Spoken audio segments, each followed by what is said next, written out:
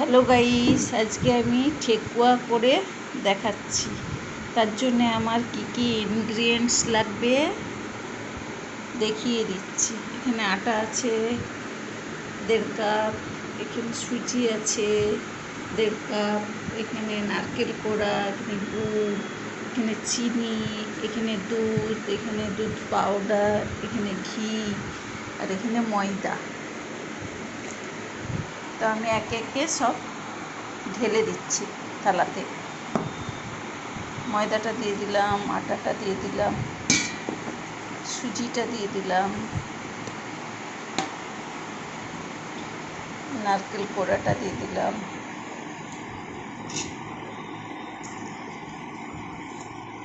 গুড় দিয়ে দিলাম,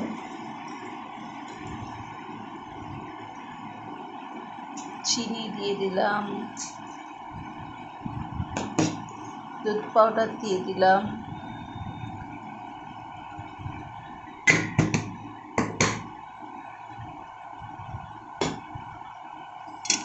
এরপর ঘিটা দিচ্ছি। এই যে ঘিটা অ্যাড করে দিয়েছি। এরপর আমি সুন্দর করে মেখে নিচ্ছি। তারপরে আমি দুধ দিয়ে মাখবো।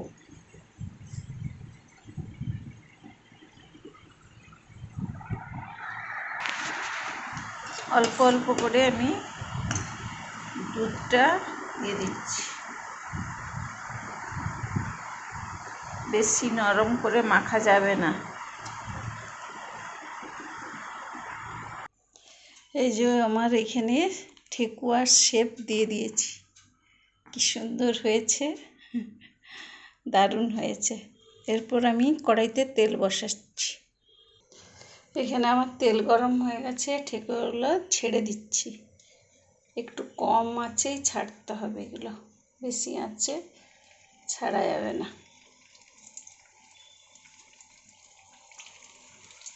তারপরে ভেজে আমি দেখাচ্ছি।